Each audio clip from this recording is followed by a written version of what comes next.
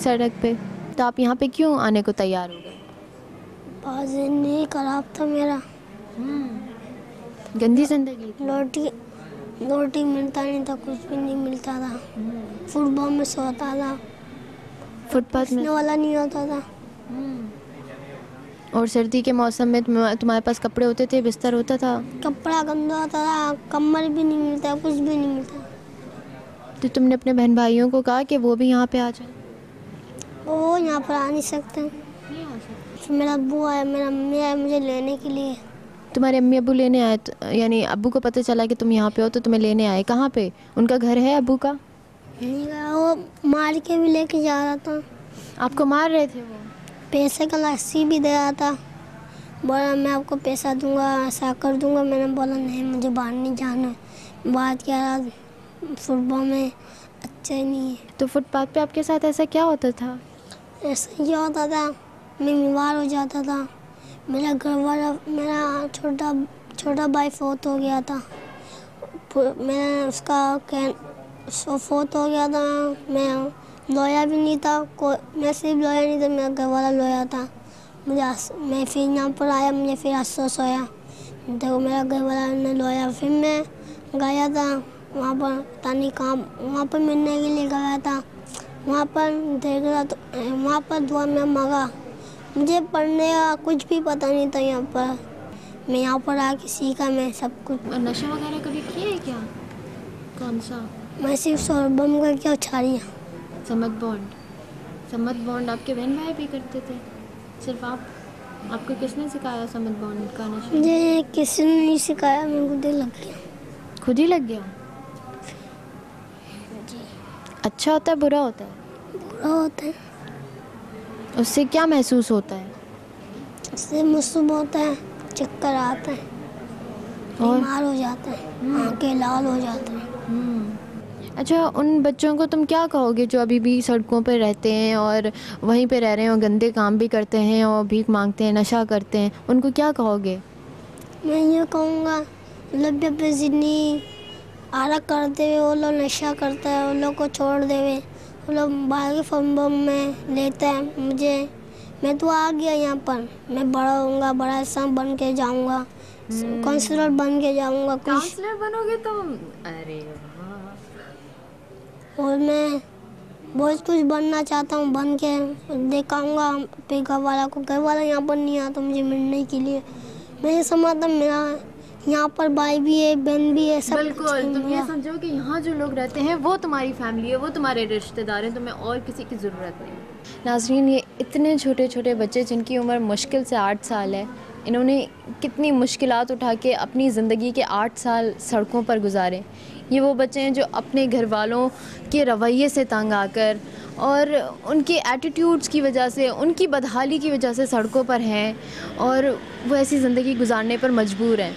और बच्चे तो ऐसी चीज़ हैं कि उन्हें सहारा चाहिए होता है बचपन में, ताकि वो बड़े हो के ख़ुद अपने पैरों पे खड़े हो सकें। लेकिन जब इनको सहारे की ज़रूरत है तो इनके पास कोई सहारा नहीं होता और वो नशा करने लगते हैं, सड़कों पर आ जाते हैं, भीख मांगते हैं। उनके पास और कोई चारा नहीं होता कि वो अपने पेट की आग को बुझा सकें।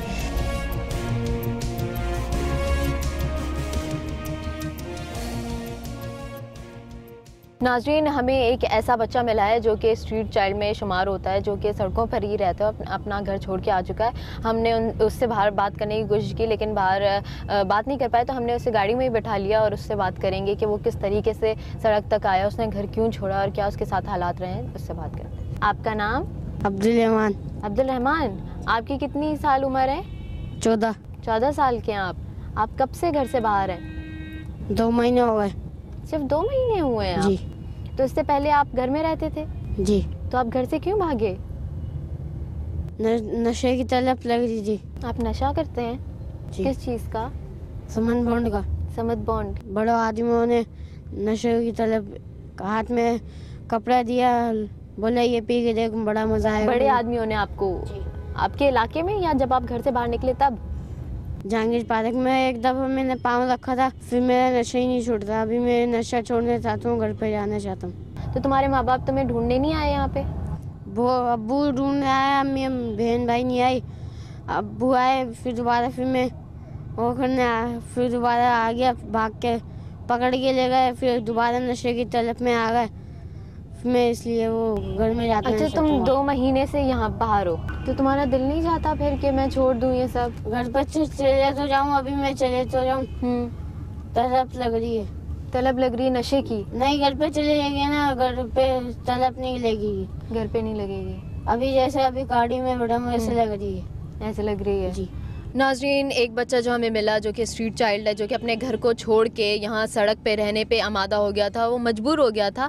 पता नहीं क्या हालात रहे हैं उसके घर में, लेकिन हमने उसे काफ़ी काउंसलिंग की, उसके साथ बात की और उसको तैयार कर लिया कि वापस वो अपने घर पे जाए और एक आम आदमी की ज़िंदगी गुजारे और बच्चों की तरह अपना बचपन को गुजारे, वो अपना बचपन इंजॉय करे, ना कि सड़कों पर आके इतनी ज़िल्लत की ज़िंदगी उठाए। और क्या ऐसे बच्चों की क्या लाइफ होगी? तो इसलिए अब हम इस बच्चे को अपने साथ लेके जाएंगे इसके घर पे और इसके घर वालों से भी बात करेंगे कि ऐसे बच्चे को होना कितने मतलब शर्म की बात है, और ये औलाद है और ये नेमत है, इसकी अभी रखवाली करनी ज़रूरी है, क्योंकि ये भी बच्चे हैं। जब बड़े हो जाएंगे शायद फिर ये ख़ुद से अपनी ज़िंदगी गुजार सकें, लेकिन अभी इन्हें एक सहारे की ज़रूरत है जो कि माँ बाप को देना लाजमी है, उनका फ़र्ज़ भी बनता है।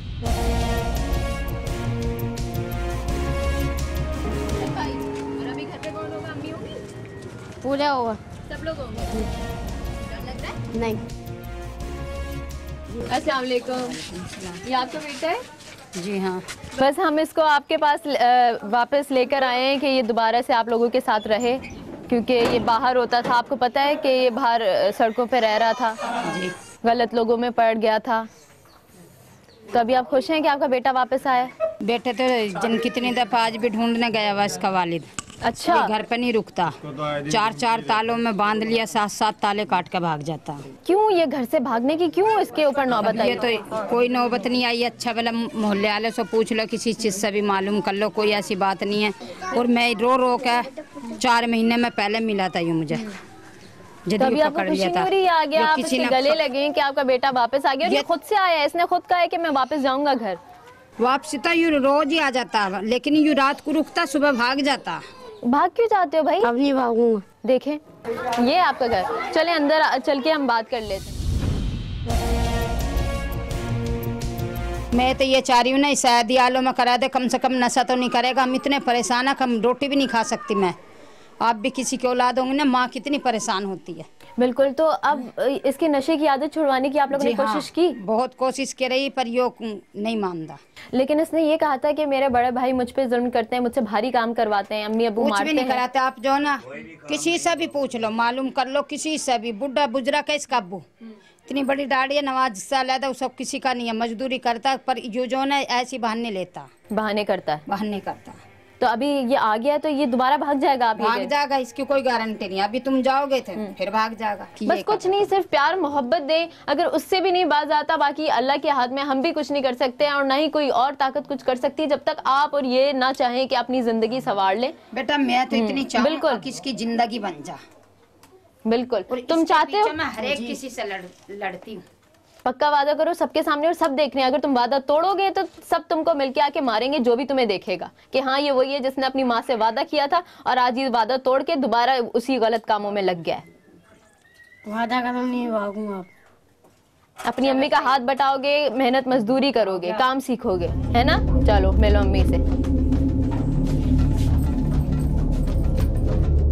पेट का जहन्नुम भरने के लिए इंसान को बड़े बड़े पापड़ बेलने पड़ते हैं। इसकी झलक आपने हमारे इस शो में देखी। वैसे तो हम इन बच्चों को धुतकार देते हैं, डांट देते हैं, लेकिन क्या हमारा ये सलूक उनकी तरफ हक बजानिब है?